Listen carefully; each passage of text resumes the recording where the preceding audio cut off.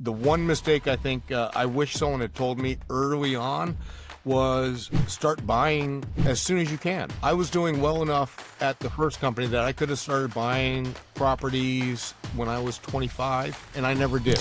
There's always a trade-off between cash flow and appreciation, and then you have to make the decision, where does that make sense? There's a reason why the colloquialism location, location, location is in everybody's mind when they hear real estate, because that is probably the most important thing. And a lot of investors kind of forget that a little bit, and they end up looking at just, oh, I can make this much more on a cash flow basis, but if that tenant leaves, they're going to be hard stuck and actually take a lot longer to re-tenant it or release it, or the area may be going down. There may be other issues. A lot of people have that mindset of set it and forget it, and they're not thinking about exiting. I'm always looking at an exit, even if I plan on never selling. George has sold over $1 billion in commercial real estate, but the more interesting number is 29. That's the number of units in his first building he bought, not for profit, but for purpose in a neighborhood that most investors avoided. This is a story of a man who climbed the corporate ladder fast and then stepped off it to build something quieter and maybe a little bit more radical. It's a story about leverage, not just financial, but moral. George Pino doesn't just build a portfolio, he built a point of view. And I'm very excited to have you here, George. Well, thank you for having me. And actually, I just want to make one clarification, if I may.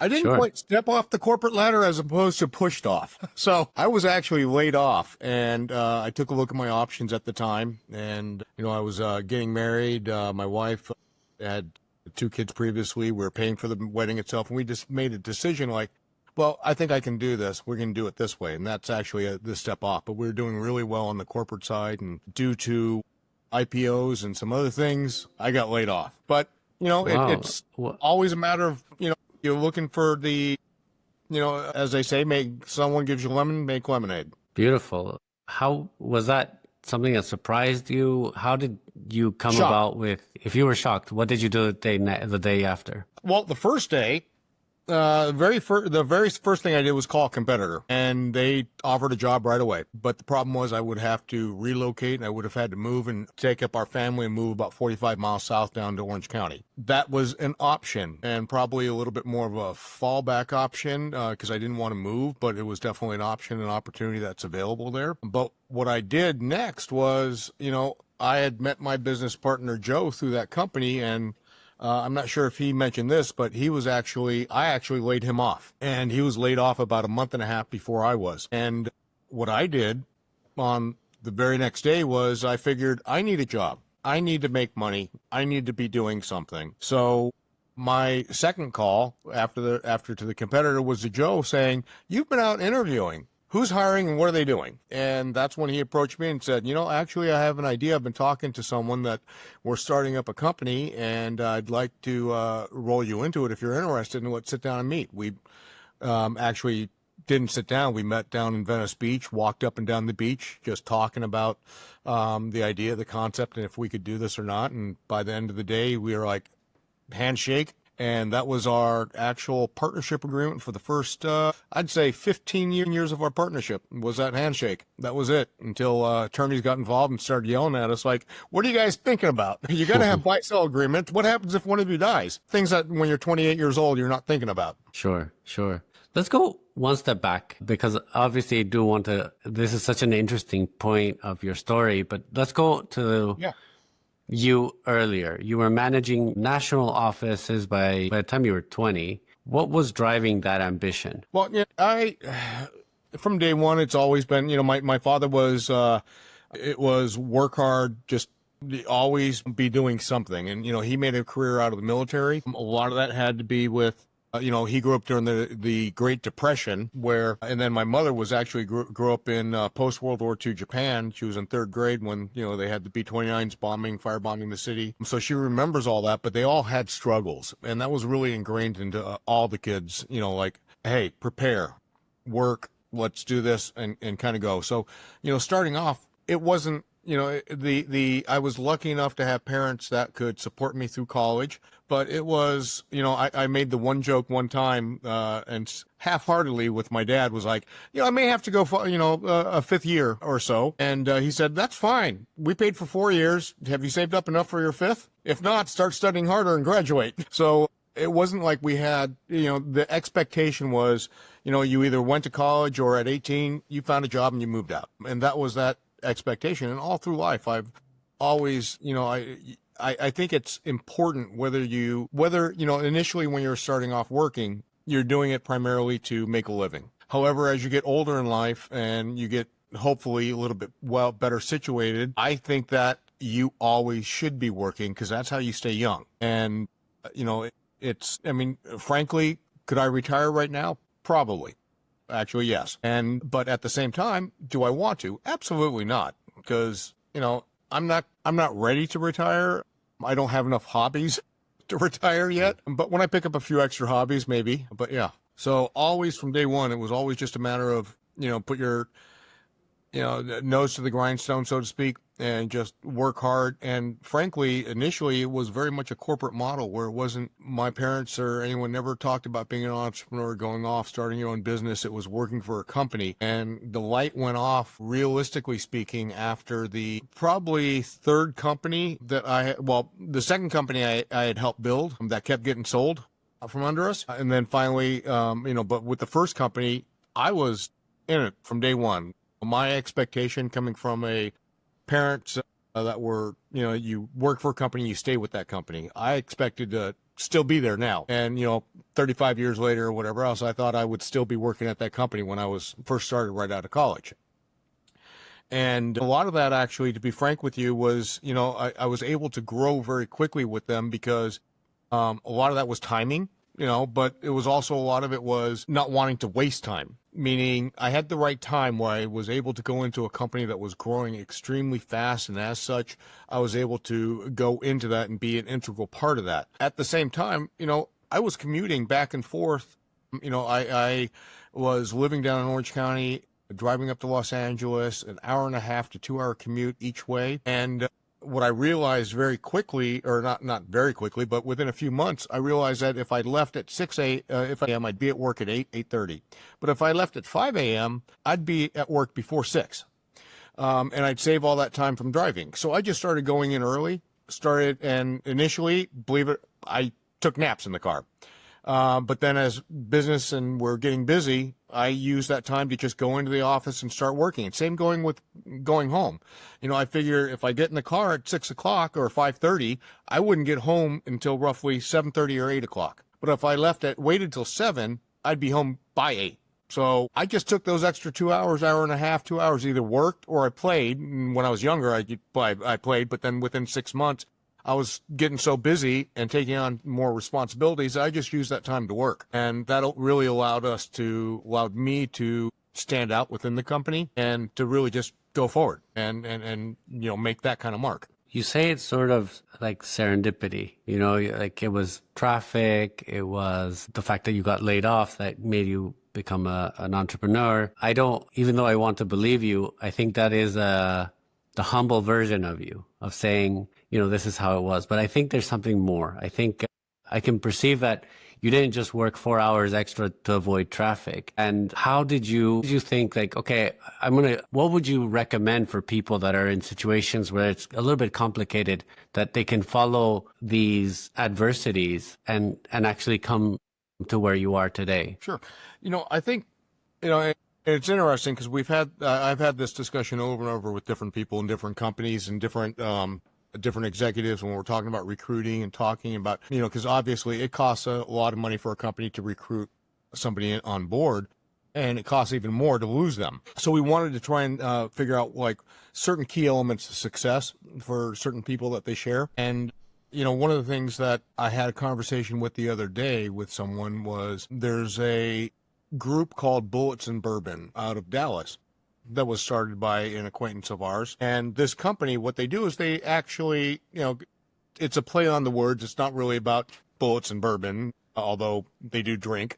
But the idea was they wanted to go after all these younger people in the military, especially special operations people that were coming out of the military, and they had basically a group of executive CEOs and executives got together and said, you know what, a lot of these guys coming out of the military, they don't understand that they actually have a skill set. Most of them think that I can be a police officer, I can be a bodyguard, I can be a mercenary, or I can do something along those lines in the security, because that's what they're trained for. But it's taking that training, and it was not so much that. If you refine it down, it's a go get it done attitude. It doesn't matter what it is. I mean, especially with special operations, it's go get it done. It's also why a lot of companies like to hire D1 athletes.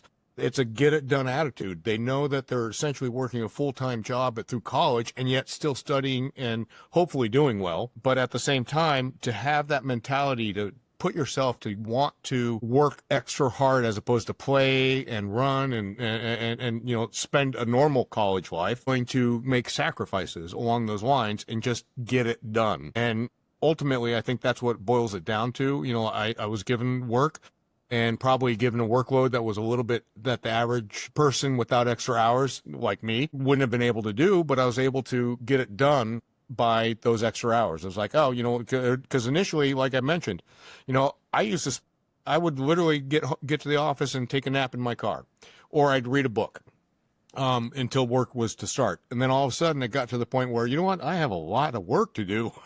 Yeah, and, you know, I can take on more and actually take on more responsibility and grow with the company that way by doing so, by putting in these extra hours. So, you know, by the time I was 26, I was making a really good salary at that company, and unfortunately, my downfall was I didn't understand corporate politics. So, and I still don't to this day, kind of. But you know, that's just me. Well, let's go back then to how you never had an operating agreement or a shareholder agreement for 15 years. That shows that you didn't understand corporate politics even after that downfall. Yeah, but absolutely. What was the key to success to your partnership? What was the thing that made it like, this is the guy that Joe is the guy that I want to work with? And in 15 years, it was, I'm sure it wasn't smooth sailing the whole way, but definitely you've made it big and you've sold over 6,000 assets. Of course, you did something right. Yeah, no, you know, a lot of people, like any kind of partnership, you know, whether it's a business partnership or even a marriage, long term, you know, you're going to have ups and downs. You're going to have ebbs and flows. There's always going to be some, you know, it's never, ever, except for the lucky few, extremely smooth sailing with never a problem or a fight or an argument. But what made it work for us and what makes it work for us is that I think it's a little bit of our backgrounds. It's a similar upbringing. Completely different backgrounds, but similar upbringing. And what I mean by that is my business partner grew up in a small town, 281 people, legally classified as a village. And his father used to tell him, you know, Joe, you can spend your entire life building your reputation. It takes one stupid thing to ruin it for good. And so that was in his mindset, right? My dad was always I grew up in a military family, military bases all around. So essentially small towns, a little bit larger than 281, but you know, still a small town feel, right? We're living on base, growing up there. Everyone knew everybody. Everyone knew what everyone else was doing. And my dad's philosophy that he told me was do what you say and say what you do. Live up to it. Your handshake is, you know, you're only as good as your word, and your handshake is your word. So that's how we both grew up that way. We both had that instilled in us. And to this day, we still do that. I mean, in one of our holding company that we created, it's for looking at socially responsible investment vehicles and things, or companies that have some sort of social responsibility or giving back. You know, it's based upon the Hawaiian word pono, you know, pono being a word that no direct translation for the English.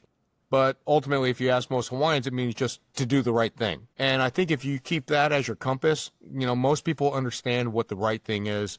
You know, if you're about to do something and you kind of feel it's probably not the right thing. So most people can understand that if you use that as your moral compass, that just do the right thing, I think that's going to get you further along than any contract will or anything else, because contracts are for the bad times when you're not following that, and when you screw up, when you're not, or you didn't do what you're promising or whatever. As you're following through, we've never had a problem. Reason we ended up going more into and having operating agreements and breaking it out and buy-sell agreements and things like that was, one, our attorneys were getting pretty upset with us. Two, the lenders were starting to get upset with us on some of the properties that we're acquiring, meaning like, well, how are you going to bifurcate this? What happens if he gets a divorce? What happens if he dies? What happens if this? And so we actually had to start building those mechanisms in. And so we did that. But frankly, I mean, I don't think either one of us have looked at it once we signed them and done it. That's so powerful. I interview a lot of entrepreneurs, a lot of people that are lawyers, and they say, the first thing you do when you have a partnership is you have to have these agreements in place. And I actually think from your experience, it's better to find the right partner, because at the end of the day, those are just papers. And if you want to have a problem, those papers become handy, but you have a problem. Mm-hmm. Whereas you had the right mindset, the Pino mentality of let's do the right thing and live up to your word and only do what's right, and that your reputation is all you have. So very important lessons. Oh, you're putting me on a pedestal there that I don't know I'm living up to 100% of the time, but I'm trying. We try and do everything the right way, the best we can. I did say you haven't, I'm sure it's not perfect, but you have done a lot of things right. Like we're talking, you've sold $1 billion in assets. You've actually sold working on $2 billion. Working on 3, and I'm sure that now it's getting even faster. Over 6,000 assets transacted. What have you learned after all these assets, after all these transactions? Let's talk shop a little bit. What does that mean to you today? Do you trust your gut more or less? Do you trust tools more or less? Do you trust underwriting more or less? How do you go about your business? I go about my business. I tend to be very analytical. Overall, I mean, I am a salesperson. I had to learn how to sell. I had to really actually work on sales skills, honing them, taking classes for them, understanding, reading books on negotiating this and that, and then understanding really human nature. But ultimately, when it came down to it, a lot of when it comes to trusting your gut, I think that's a huge factor. But at the same time, I always, because of my analytical nature, always fact check and back it up. So, I'm always looking for facts. I'm always looking for the backup of it. But usually my gut check is the initial response, meaning if I'm looking at a property to acquire right now, I may look through 100 properties in 2 days and find 2 or 3 that I feel deserve the analytical ability to go in and determine whether or not that's a good asset or not. And I have enough experience where I can quickly look at that and determine that fairly quickly. And I'd say with a confident 90+ percentile, meaning, like when I look at it and I think it's not a worthwhile investment or a junk investment for what we're trying to do, then I am pretty confident that it actually is. However, when I find one that I like, out of those 1 or 2 that I like, I may, that equates to 5 to 10 a week. I may find 1 a month that I really like after I dive into the analytics. So I can't just go trusting my gut, because if I did that, I would have a 1 success versus 39 loss. So I trust my gut initially, but then go back and use analytics and to really back it up and determine whether or not this is something that we want to do. That's super interesting. I think it's when you're trying to find a property, people don't really understand sometimes how hard it is to find the right asset in the right place at the right number. And especially when you try to do something different, which is what you started investing in high crime, low income areas. Like anybody's gut would say, avoid, get out of there. It's a ghetto, or it's like, you're going to get killed by just being there. What did you see that others missed? Number 1 is, first of all, again, we're semi-forced into it. That's all we could afford. We could only afford going into the C neighborhoods. But once we started investing in there, what we quickly realized was that, people are people. And if you treat everybody with respect, you get respect back. If you treat them as, you're my tenant and you're going to do this, and whatever else, then you're going to get pushback from that as well. And probably a little bit more so in a C-type neighborhood or so. So what we looked at was, it's treating people the same way, and that's how we took our management style. We actually took our property management in-house because we wanted to make sure that the properties that we had were being managed appropriately the way we wanted to be managed, resident there, that this is how we would want to be treated. And it was very much a firm but fair approach. And, for instance, I remember one time I was the second building we bought. I'm walking through it, and as I'm walking through, one of the ladies that's living there comes running out and starts yelling at me and starts saying, "Your manager won't replace my carpet." And I said, "Well, what's wrong with your carpet?" She goes, "Well, there's a big hole right in the living room." And I said, "Okay, let me take a look at it. If there's a hole, we'll get it replaced." And she glares at the manager like, "Told you," kind of thing. And I didn't know the details. The manager had already talked to her about this and actually said the exact same thing I did. And the bottom line was, I went inside and I looked over and said, "You're absolutely right. There's a hole right there in that carpet." And she goes, "See, I told you." I said, "I'll get it replaced. It'll be replaced within the next 2 days." She goes, and she's smiling, glaring at the manager. And I said, "I have a couple questions though for you.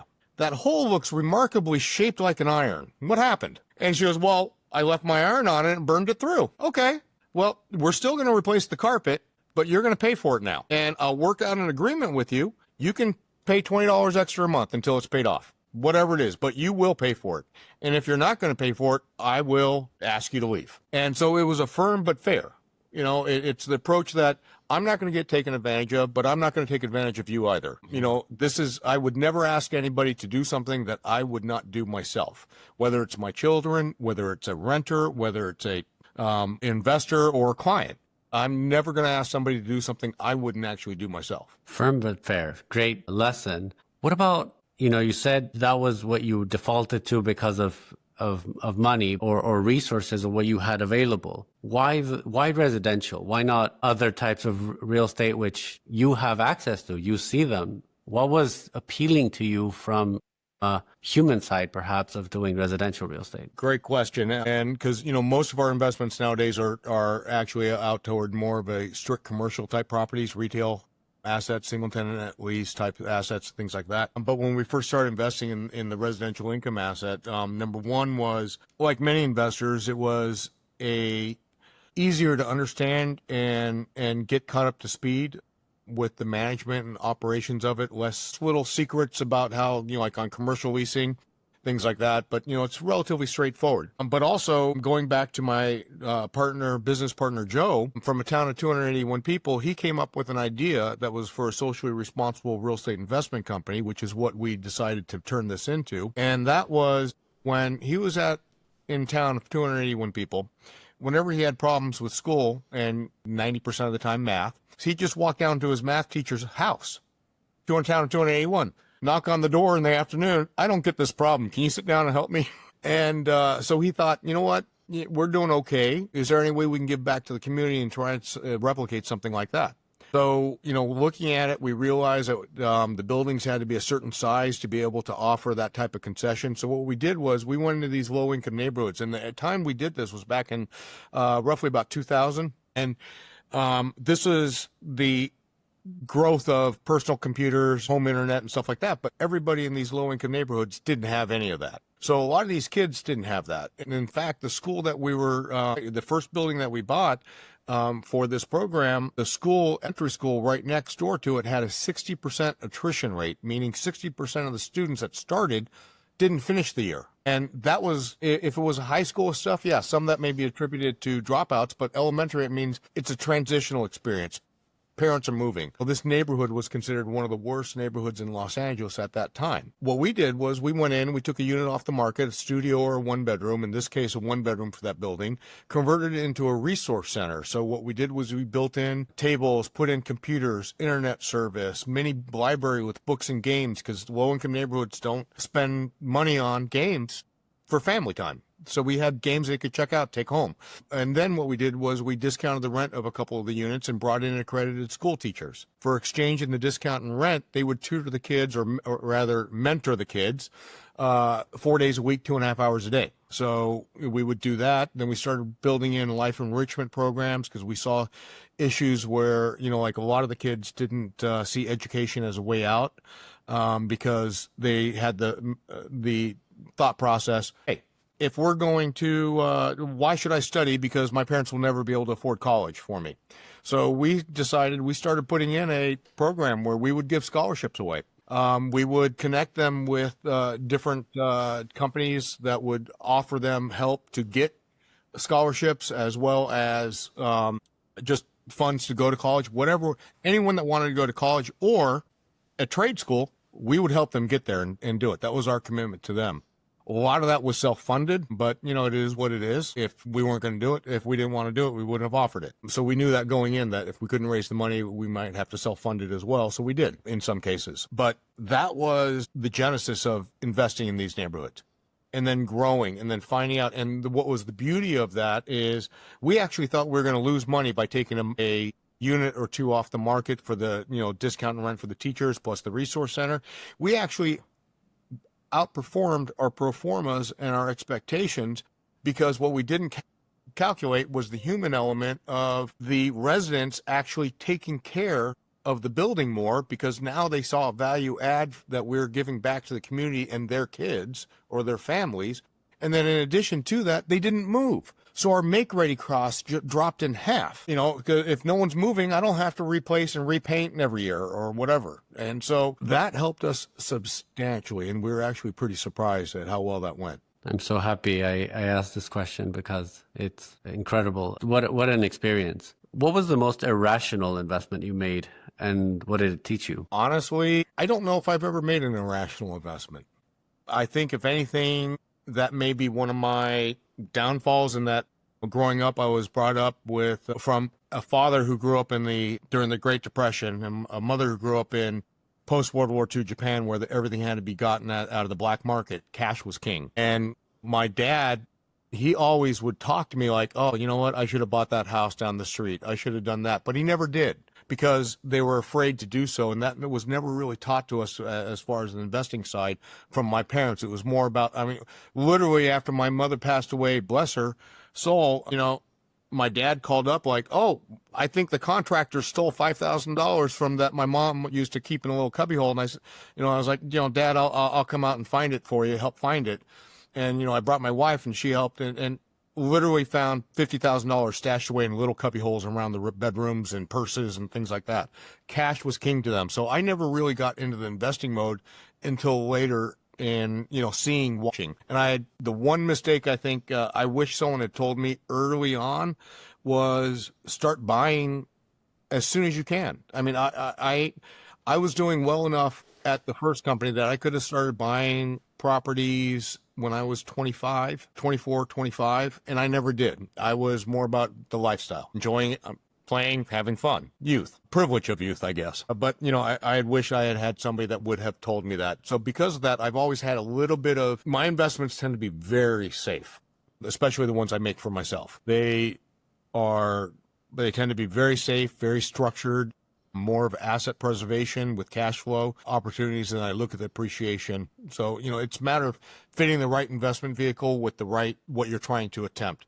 If I'm going straight appreciation, it's going to have much higher risk, higher leverage. I'm going to have a little bit more failures where I could potentially lose a lot or all, as opposed to I may have a slower growth with going on a cash flow investment model, but I can still not have to worry about downflows and ebbs in the market, where I may have to tap into some of that cash flow and not have to worry about losing those properties. How do you teach your kids today? Like any parent, and I hope they're not watching this, they don't listen. No, I'm teasing. It's funny because kids do what they want to do. And, with my son, with his career path, he's a pilot. So, he's only 27 right now. But we're showing him how, for him at the very least, buy a house in every place that you get stationed at or based at. And then when you move, rent it out. Don't sell it. Hold on to it. Buy another house at the next location. You're making good enough money to do that multiple times. By the time you end up retiring, you'll have a decent portfolio that's going to be worth $5 to $10 million at that time. That should generate, $500,000-$600,000 in easy income, passive income. So a year. So at that point, then we're showing them, we're looking, like, for instance, I'm actually going out to visit my son in Ohio this weekend, and I'm spending half a day looking at properties. He's coming with. He's actually going to be my driver. After being sat down across thousands of sellers, is there a subtext that you listen for? Well, when it comes to the sellers, sellers have a natural affinity to not trust the real estate agents. They think that they're just trying to push the deals through. My approach has been very much I don't take on listings that I think are overpriced or just testing the market. Or if I do, I have a very specific conversation. I'm very confident in my analytical abilities on pricing, and I have a pretty good idea that I'm going to hit those numbers consistently and very, very well, usually within just a few percentage points. I mean, I still have banks calling me to double check. Old bank clients will every now and then call me and throw out something like, hey, we got a development. Do you mind taking a third pair of eyes, look at it and let us know if this is something we should do or not? And I do that. So when it comes to sellers, if they're not really motivated, if they're just trying to test the market and they're just trying to get the highest price possible, I'm not that agent for them. How I explain it to most sellers is my job is not to list properties. My job is to sell them. If you want me to list your property, then my expectation is you want to sell the property. And here's my advice on where the pricing is. And if you want to push it higher, then go with an agent that thinks they can get that price. Because if I don't believe it, you can't trust me to push it. So right. I'm willing to walk away from the listing based upon what I'm seeing, hearing, and feeling. And generally speaking, it works out well. I mean, I had one of the best compliments from an old agent, an ex-agent of mine, who we were working on a deal in Chicago with her about a year and a half ago. She ended up moving to Chicago, so she left the company. But it was a property that when we were doing the analysis, we did it and we put it together, and they kept insisting on about 40% higher on pricing, that other brokers were telling them that. And my advice to her was, there's absolutely nothing wrong with being the second or third broker, because the first and second brokers are going to do all the hard work, which is getting the reality to set into with the owner. Right. And sure, she listed it. She was the third person. She sold it at exactly the price we said it would sell at. And she came back. She actually flew back out here. She was out here and she came in and said, I just had to. She bought a gift certificate for the entire office to go to lunch. She goes, lunch is on me. It's a treat. Best advice I ever got. There's nothing wrong with being the second broker. So, I mean, and that's my mentality. It's, if I'm looking for sellers, it's really just a conversation. What are you trying to accomplish? And if it's something that I think I can help you accomplish, then I'm going to convey and explain and try to explain why I'm the best person to help you accomplish that. But if I don't think I can accomplish your goals, I'll walk away from it, and I'll let them know that, I'm just not the right person for it. I think you make a very strong point, not only to sellers, but also to brokers, because I think brokers sometimes don't walk away. They say there could be someone very skilled and said, hey, I did all these comps. I think my value per square foot is $1,000 because look at this other one sold for $1,000. And then the broker's like, okay, but that's a brand new build or whatever it might be, but doesn't speak up, and then ends up in this situation of being second or third broker, reducing the price. And that's just friction and friction and friction. Yeah.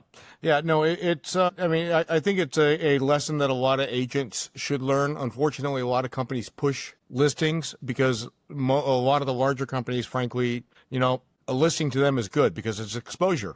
They don't care if the agent makes money or not. However, the way I look at it as an agent, and as all of my agents here, is that listings cost money. It's not just the money that you output, but it's your time and energy and effort. And if you don't want to put the time, energy, and effort into it, then that's it. And ultimately, the bottom line is, I don't want to be in a position where I have to sell my client. My client and I should be co-aligned, whether it's the seller or the buyer I'm representing.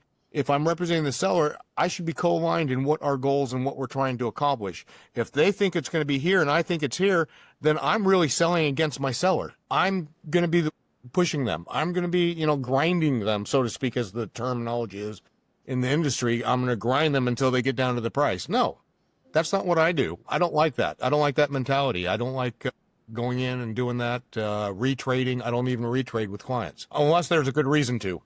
And sort of like what Joe lives by is your reputation is all you have. If you are known to be the brokerage that takes on everything and then retrading clients, retrading prices, grinding people down to the bone or to the reality, or the opposite, you're the one that just takes everything and then can never close. I prefer to go with always someone that gets results. And I think that's where I see eye to eye with you. Continuing this theme of maybe mistakes or perhaps misunderstandings, what do first-time commercial real estate investors consistently misunderstand about risk or returns? Most of them just focus on cash flow. And a lot of the clients I look at just look at cash flow and they're not looking at the actual underlying real estate. And ultimately, it's the real estate that is, there's a reason why the colloquialism location, location, location is in everybody's mind when they hear real estate, because that is probably the most important thing in real estate. And a lot of investors kind of forget that a little bit.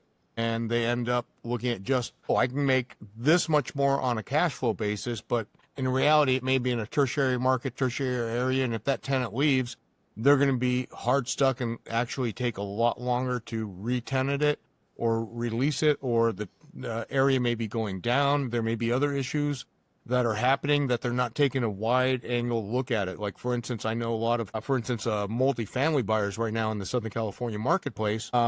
A lot of the real investors, the ones that experience it, they're on the sidelines, or they're aggressively going after properties that are priced aggressive. But a lot of them are sitting on the sidelines, and the main reason is the real investors understand the global economics. That, you know, when we have rent control in the most of California, but especially in Los Angeles and certain, you know, for older buildings and things like that, you can't raise rents as fast as your expenses increase, especially right now when you have insurance issues, when you have tariff issues potentially of causing make-ready costs, costs of construction. Everything goes up in cost. And so if you're looking at that down the road, most people are looking at the last year or 2 years of P&Ls, and they're basing it off that. I can almost guarantee that almost any multifamily property sold right now in California, if it hasn't been sold already in the last 3 years, their insurance is probably going to double. And most aren't projecting that, you know, unless they're actual real investors coming in, no understanding what's happening within the insurance industry and making those adjustments. So, you know, ultimately, it's probably looking back instead of looking both back and forward. Because I think looking forward, it's just as important, because you have to project that investment is. You have to project your exit strategy. A lot of people have that mindset of set it and forget it, and they're not thinking about exiting. I'm always looking at an exit, even if I plan on never selling. So, yeah. I want to highlight what you said about location, because I agree that professional investors get too cozy or perhaps too enthralled with the underwriting and making sure that the property makes money and it's the highest yielding. And what you said, it was true.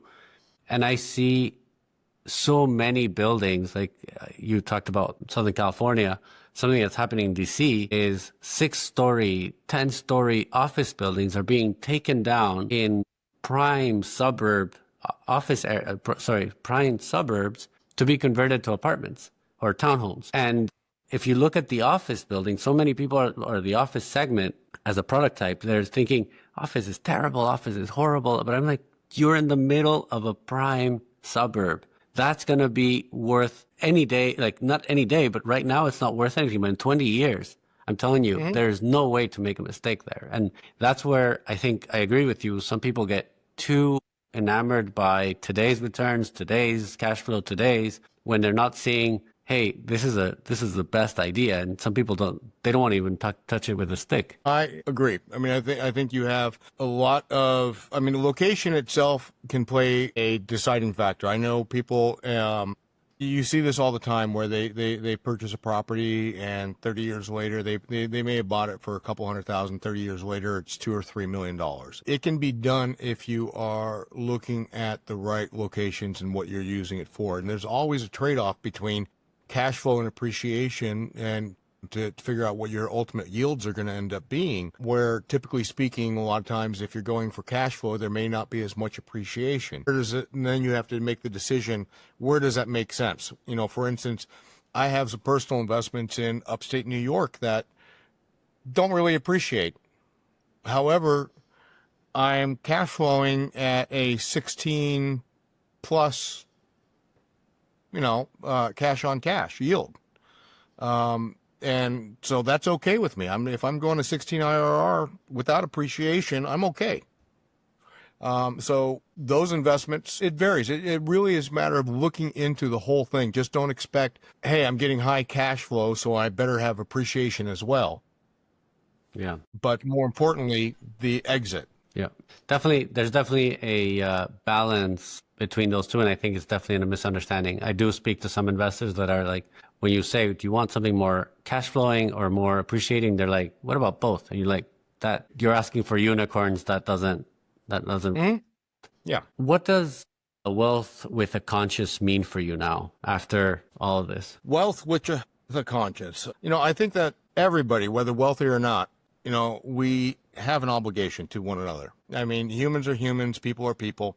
And I think the majority of people think that way as well. Unfortunately, not getting political or anything else, but I think that right now there's a lot of divisiveness within the country. However, if you look at the median and the norm, that's what's getting the news. I think most people will stand out and actually do the right thing. I mean, I see this every single day and it feels great seeing it, whether it's somebody helping someone across the street or just even a handout or whatever it may be. There are the people that are out there. So I think whether you're wealthy or not, I still think that everybody has an obligation to try and help someone else out that's perhaps not doing as well or maybe down on their luck or whatever else. Now, if you have wealth, then I think you have perhaps a little bit more of a responsibility. And what I mean by that is obviously you're going to look for your family and everything else, but I can tell you that by having a little bit extra money, it's allowed us to do things such as, like the Learning Link centers or giving back or, setting up scholarship funds or doing things like that. It allows you to do that. And I think that when you have wealth, that, it's not so much that being wealthy, you have an obligation or responsibility. I think everybody has that obligation or responsibility. I just think that having wealth will give you a little bit more freedom to act on it and do it. Beautiful. I 100% agree. Last question. And I've really enjoyed talking to you. I think you have a very clear vision, and what you did with the communities is very inspiring. What future bet are you making on yourself, on your firm, or on the world? Well, going back to, first of all, I'm not a betting person. Never gamble on people, I never gamble, especially when people are involved, which is why I don't get involved in the stock market. Everything's in real estate that I know and feel and touch, right? Real estate people tend to be the same. So betting, when you say betting, I wouldn't say necessarily betting on, but I think more hopeful. And I think that we are, as nation, as a world, as a community, that I think we're going to have a lot of changes happen within the next few years. And if I was a betting person, I would bet that I think in the long run, when we look at it, it's going to come out better. It's that optimistic approach, but I think looking at everything in the big picture, I do believe that. I mean, I'm a firm believer in keeping up to date and what's happening in the world, as well as what's happening in your own community and whatnot. So I'm a voracious reader of news. I'm always fact checking it, but so I do think that we will end up coming out stronger and better if I was a better betting person on that. For myself, honestly, I don't know. Perhaps, exactly. Actually, I would bet that I learn a new language within the next. Hopefully, next time we can do this same podcast in another language and keep learning from you. This was wonderful, George. Thank you again for coming on. If this conversation moved you, you can go and learn from George, because he has Fridays with George on Instagram. He has a YouTube channel. He's very accessible, and I think a resource willing to help you. Please, I will put his details underneath in the description so you can easily access. And I think you shouldn't look at only the wins, but I think the way that he redefined the way that win looks like. So thank you again, George, for being here. Appreciate it. Thank you. Enjoyed the time.